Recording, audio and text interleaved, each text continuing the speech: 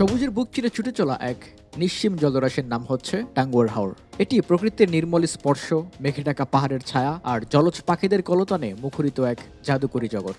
এটি শুধুমাত্র একটি হাওর না, এটি একটি স্বপ্নের জগৎ, যেখানে আকাশ পানিতে মিশে তৈরি করে প্রকৃতির নিঃশব্দ গান। সৌন্দর্য এখানে শুধু চোখে দেখার নয়, বরং মনে গেঁথে রাখার মতো। প্রকৃতি এখানে এক সৌন্দর্যের জগৎ খুলে বসে আছে। এখানে একবার আসলে মুগ্ধ না হয়ে ফিরে যাওয়ার সাধ্য কারণ নেই। তাই তো এই সৌন্দর্য জগতে প্রবেশ করতে প্রতিনিয়ত পর্যটকরা ছুটছে এই টাঙ্গুয়ার হাওরে। চলুন আজ তাহলে উপভোগ করি টাঙ্গুয়ার হাওর এবং সুনামগঞ্জের সব দর্শনীয় স্থানগুলোর জাদুমাখা সৌন্দর্য।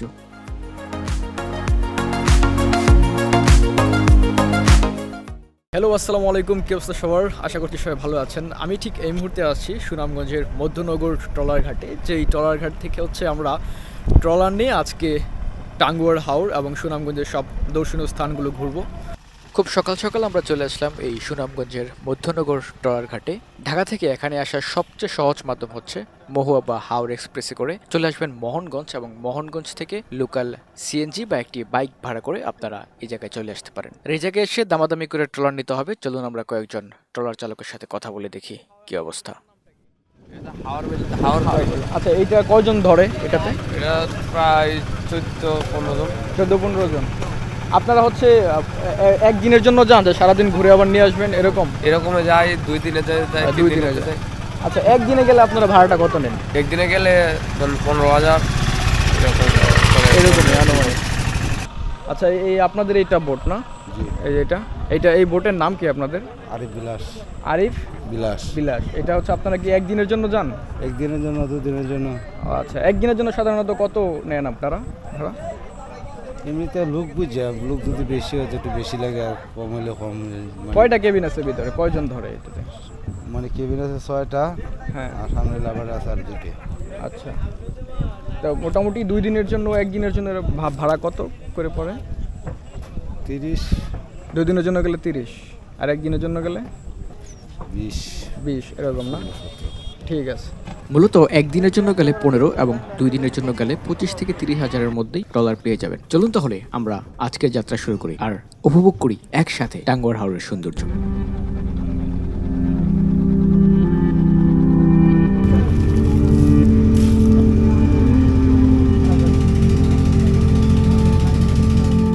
টাঙ্গুয়ার হাওর বাংলাদেশের উত্তর পূর্ব কোণে মেঘালয়ের পাদদেশ ঘেঁষে ছড়িয়ে থাকা আনন্দ সুন্দর এক জলরাজ্যের নাম। টাঙ্গুয়ার হাওর আয়তন প্রায় 100 বর্গ কিলোমিটার। বর্ষাকালে এটি রূপ নেয় এক বিশাল জলসাগরে। প্রায় 120টিরও বেশি বিল আর ছোট বড় গ্রাম নিয়ে গঠিত এই অঞ্চল।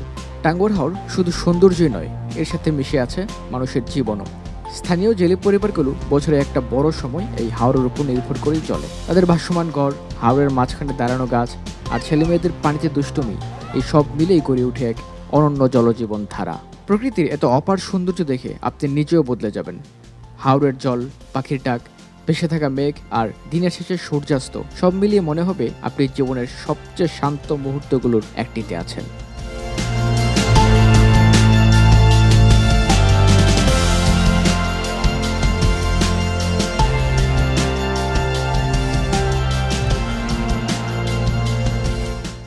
হ্যালো, কি অবস্থা সবার? আমরা এখন আছি আমাদের আজকের দিনের প্রথম ভ্রমণ প্লেস, প্রথম গন্তব্য এই ওয়াচ টাওয়ার।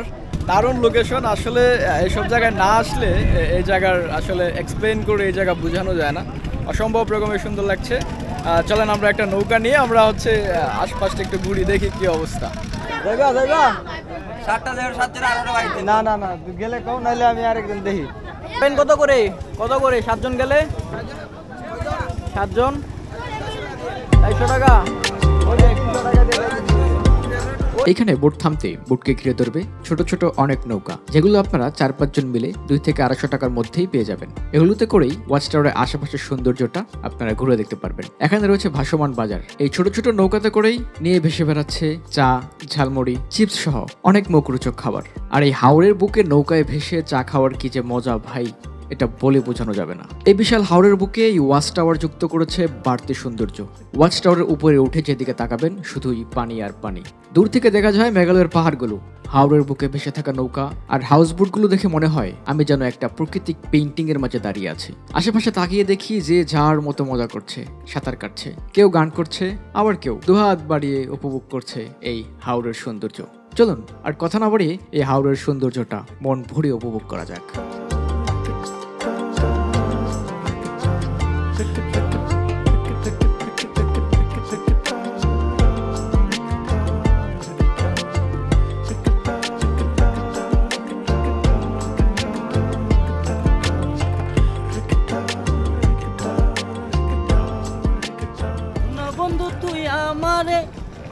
বন্ধু তুই আমারে করলি রে দিওয়ানা, দিলে তো মানে না মনে তো বুঝে না, দিলে তো মানে না মনে তো বুঝে না।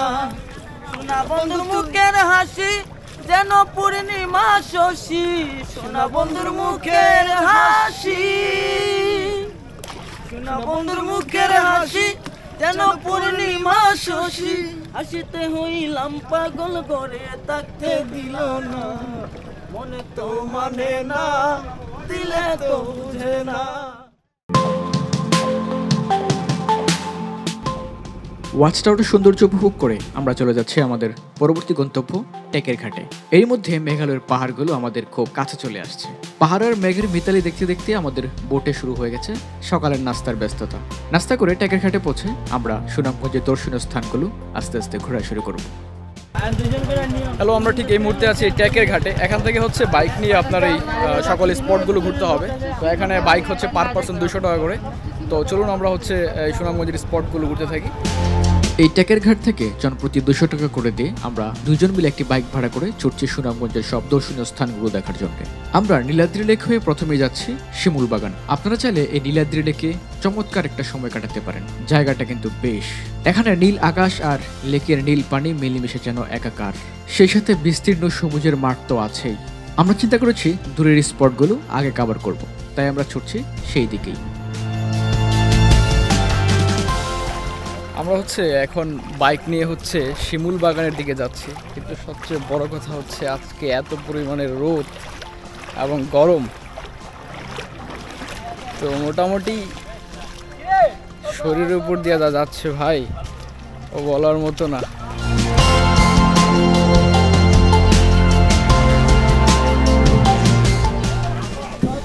এখানে হচ্ছে এই যে অল্প একটু নদী আছে, এখানে উপরে পার হতে হবে, তার জন্য নৌকায় উঠতেছি।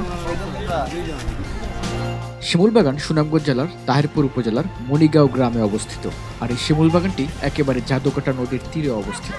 আর এই জায়গাটি মনে হয় কোনো এক রূপকথার গল্পের গ্রামের মতো।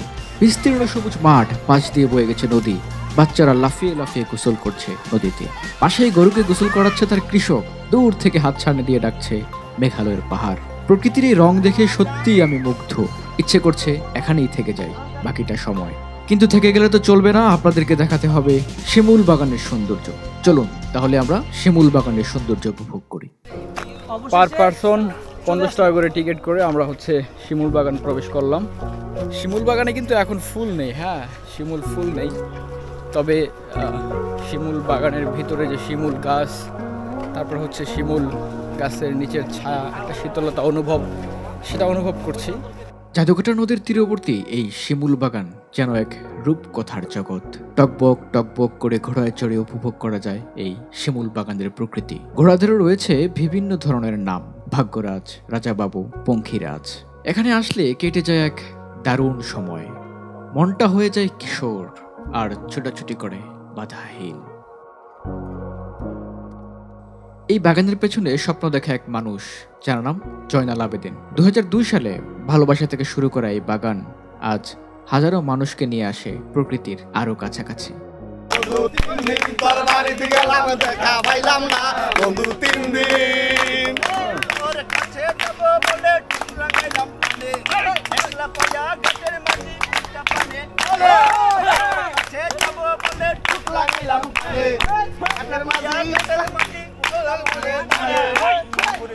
যাবার বয়ে সাঁতার দিলাম না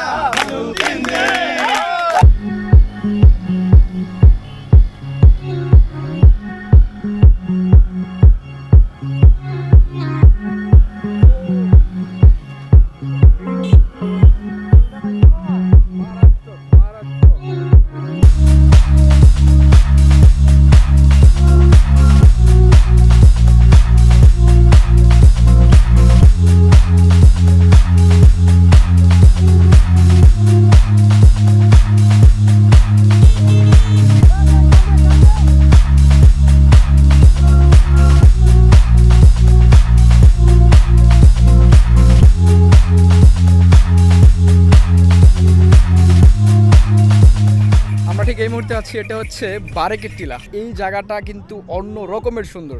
এখান থেকে মেঘালয়ের যে ভিউটা এবং আমাদের বাংলাদেশের শেষ সীমানা 0 পয়েন্ট, তো এই ভিউটা ভাই একেবারে অসাধারণ। চলুন আমরা এই বারেক টিলার এই সৌন্দর্যটা একটু উপভোগ করি। বারিক্কা টিলা মেঘে মেঘে ঢাকা, কখনো সূর্য মেঘ ফুরে আলো দেয়, কখনো বা চারদিকে ঢেকে যায় সাদা ধোয়ার মতো মেঘে। দাঁড়িয়ে থাকলে মনে হয় আমি যেন আকাশের অনেক কাছাকাছি, যেন হাত বাড়ালেই ছুঁয়ে ফেলা যাবে ওই মেঘগুলোকে। চারদিকে পাহাড়, নদী, ঝোপঝাড় সব মিলে একটা ভিন্ন ধাঁচের পরিবেশ।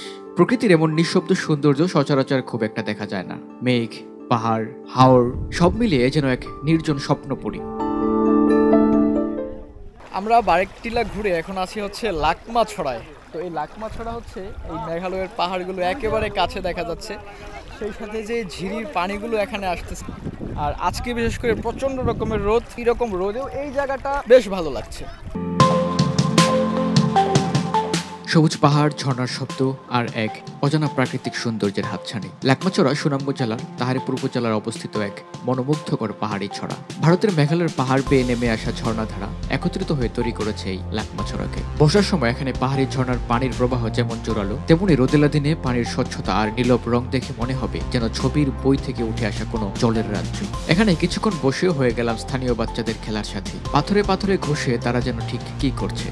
তাদের সাথে কথা বলতেই তাদের মায়াবী হাসি, এই হাসি ঝর্ণার থেকেও সুন্দর। সময় মোটামুটি শেষ, আমাদের ফিরে যেতে হবে আবারও টেকের ঘাটে। সেখান থেকে আবারও হাওড়ের সৌন্দর্য উপভোগ করতে করতে আমরা চলে যাব মধ্যনগর ট্রলার ঘাটে, তারপর বাড়ি। আজকের এই ভিডিওটি এখানেই শেষ করছি, দেখা হবে অন্য কোনো জায়গায়। ততক্ষণ পর্যন্ত ভালো থাকবেন, পাশেই থাকবেন। আল্লাহ হাফিজ।